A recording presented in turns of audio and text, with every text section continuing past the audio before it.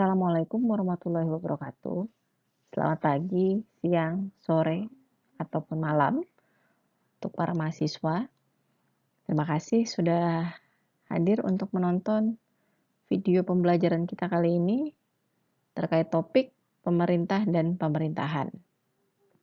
Kita akan membahas bagaimana suatu pemerintah itu juga didukung oleh elemen-elemen yang ada akan mampu membentuk suatu pemerintahan yang itu kemudian tentu saja membentuk yang namanya sistem politik. Itu akan menjadi topik kita pada minggu ini. Ya, sebagai pembuka, kita akan melihat ini bagaimana kegiatan-kegiatan politik itu bisa mendukung atau membentuk suatu sistem politik. Yang mana dari sistem politik ini didukung juga oleh interaksi-interaksi antar unsur. Maksudnya unsur apa saja. Tentu ya seperti yang kita alami juga ya di Indonesia, ada presiden, ada anggota dewan gitu ya, MPR dan DPR, ada eksekutif juga, dan kemudian ada masyarakat. Nah, interaksi antar unsur ini yang kemudian membentuk pola-pola interaksi, sehingga dari pola interaksi ini juga sebetulnya mewakili atau melibatkan kekuasaan dan kewenangan.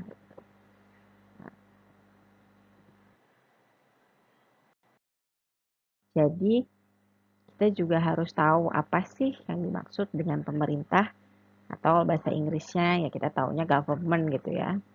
Nah, secara etimologis itu berasal dari kata Yunani, kubernan, atau nahkoda kapal, artinya menatap ke depan. Jadi waktu kita berada di kapal, nahkoda tuh pasti melihat ke depan ya, mau arah jalannya kemana nih. Nah, pemerintah to govern gitu ya, berarti dia harus menentukan apa sih kebijakan yang harus dilakukan untuk mencapai tujuan-tujuannya, baik itu negara ataupun organisasi.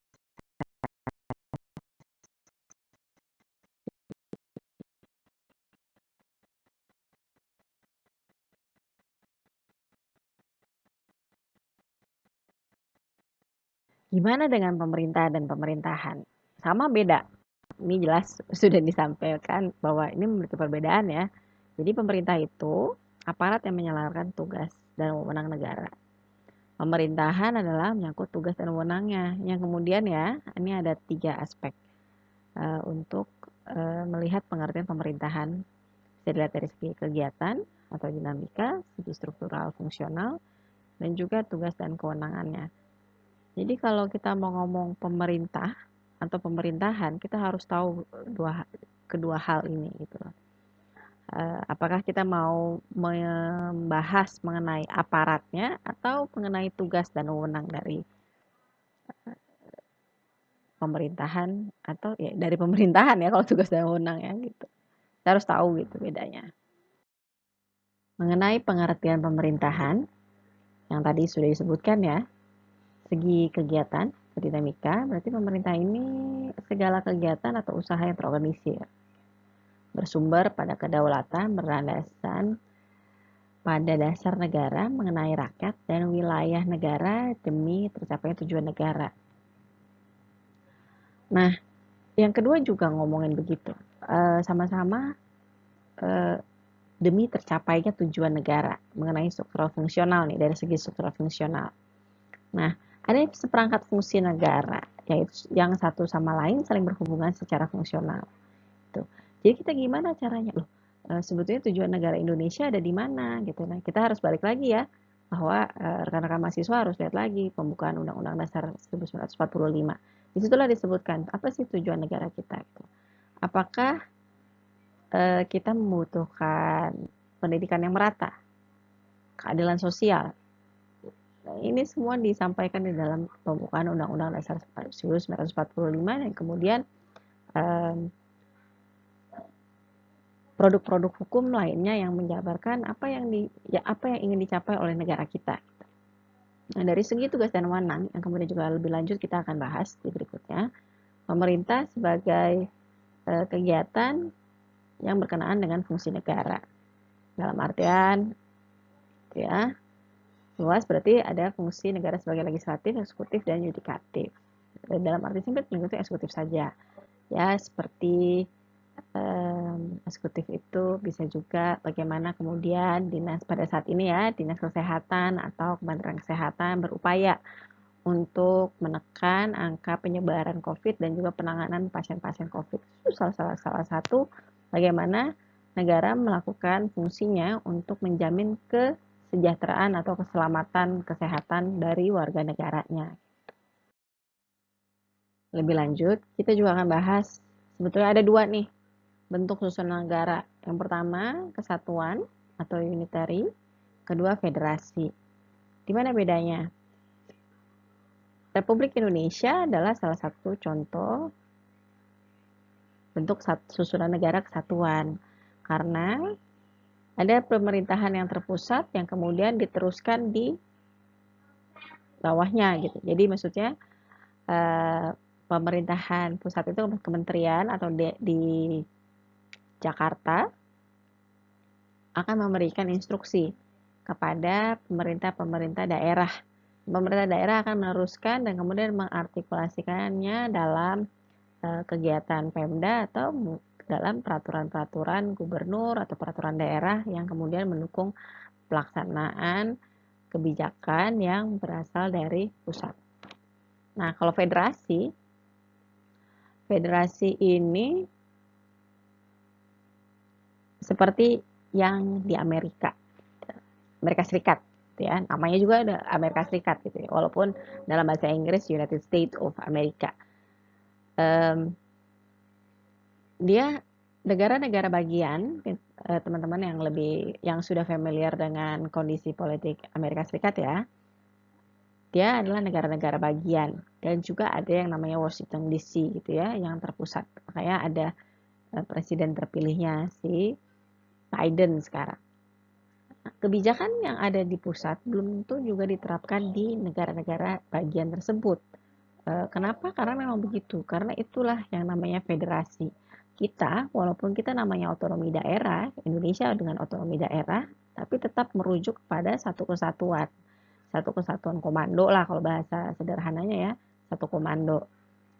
Jakarta bilang Indonesia harus lockdown, Indonesia harus misalnya pilkadanya serentak, tidak boleh lagi terpisah-pisah, maka serentak. Sedangkan untuk bentuk negara ya, ada juga republik dan kerajaan. Nah, ini kan mungkin teman-teman masih ingat ya, waktu masih di SMA, itu kan ngomongin bagaimana proses penetapan kepala negara. Republik, presiden, kerajaan, itu ada rajanya dan juga ada perdana menteri untuk pelaksanaan dalam pemerintahan.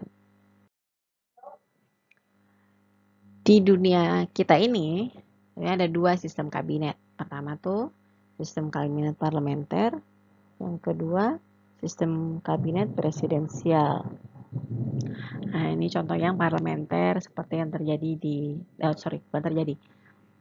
yang seperti dilakukan di United Kingdom. Untuk sistem kabinet presidensial dilakukan di Amerika Serikat. Ya, kita juga di Indonesia juga. Saya akan bacakan mengenai apa sih ciri-cirinya parlementer terlebih dahulu. Parlemen merupakan satu-satunya badan yang anggotanya dipilih secara langsung oleh warga negara melalui pemilihan umum.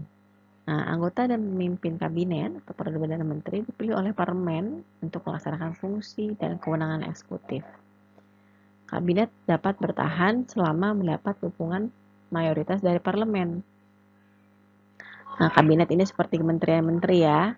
Nah, jika Perdana Menteri tidak mendapatkan dukungan dari parlemen, Perdana Menteri dapat memberikan parlemen dan mengadakan pemilu. Fungsi kepala pemerintahan dan fungsi kepala negara dihasilkan oleh orang yang berbeda. Jadi ya ada Ratu Inggris, juga ada Perdana Menteri Inggris gitu. Negara-negara persemakmuran Inggris biasanya memiliki sistem kabinet yang sama. Untuk sistem kabinet presidensial, kepemimpinan dalam pelaksanaan kebijakan ada di tangan presiden. Ya. melaksanakan kebijakan. Lihat ya, administrasi nih, tangan presiden. Nah, kebijakan yang bersifat komprehensif jarang dibuat karena legislatif dan eksekutif mempunyai kedudukan yang terpisah. Ikatan partai yang longgar dan kedua badan ini didominasi oleh partai yang berbeda. Ini mungkin seperti ketika kita ingin mengesahkan undang-undang gitu ya. Anggota legislatif kita menginginkan hal yang mana dan seringkali tidak mampu menjembatani, mungkin saja yang seperti kemarin ada perdebatan ya, tidak mampu dijembatani oleh kebutuhan-kebutuhan yang dibutuhkan oleh eksekutif dan juga apalagi di masyarakat. Ikatan partai yang longgar ini sangat jelas kalau di Indonesia. Dia tidak melekat kuat gitu, bahwa partai itu memiliki pesan-pesan khusus gitu. Nah itu tadi legislatif dan eksekutif juga kalau ini bahasanya didominasi oleh partai yang berbeda, tapi seringkali eksekutif juga terjadi dengan jenjang karir, tidak hanya dengan ikatan-ikatan politik gitu. Jadi makanya sulit sekali kekomprehensifan kebijakan itu dapat tercapai. Jabatan kepala negara dan juga kepala pemerintah berada di satu tangan. Legislatif bukan tempat kaderisasi bagi jabatan-jabatan eksekutif. Ya, jadi Wisnu Tama tidak perlu menjadi anggota dewan terlebih dahulu untuk menjadi seorang menteri gitu. Ataupun Nadiem Karim juga tidak perlu menjadi anggota legislatif untuk memiliki jabatan eksekutif. Itu adalah salah satu contoh yang terjadi di negara kita.